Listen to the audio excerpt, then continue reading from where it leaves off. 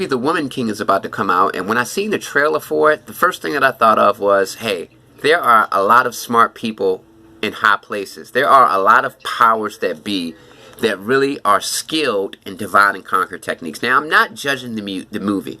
The movie itself looks like it's going to be pretty good, but I'm talking about the societal, socio-cultural impact of films like this. All right. Now, you can say that America is comprised of different groups. You've got feminists, you've got Asians, you've got Latinos, you've got blacks, you've got whites, conservatives, liberals, you've got this, that, right?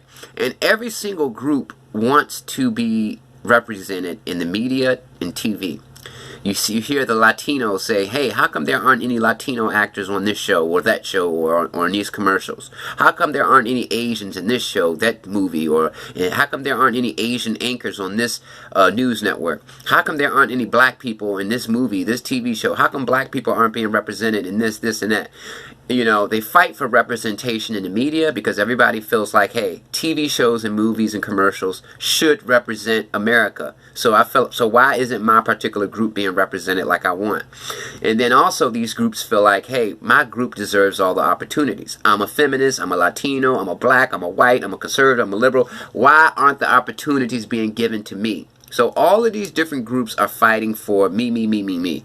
And I'm not trying to be sarcastic. I actually think that that's just human nature. We all belong to groups, and each group has their own interests, and everybody fights for their interests. Whether you like it or not, human beings are very tribal. Here's the thing that I'm talking about. There are certain people out there who know how to take this concept and these issues and pimp them out and make massive amounts of money.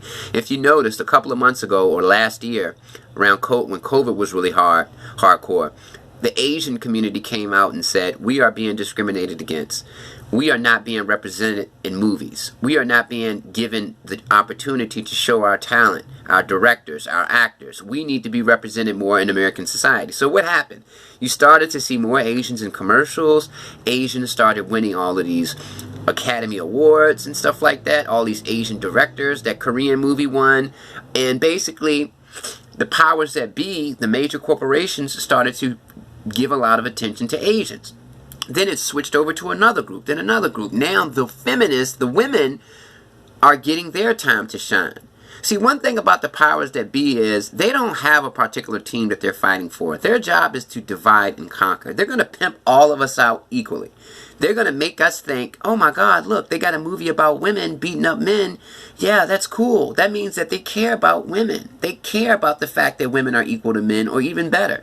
No, they don't care about that. They just want to, they're smart and they're perceptive. They see what's going on in American society. They see the people who feel like they're not being represented. They see the people who feel like they're not being treated fairly. And then they make movies about them. They make commercials about them.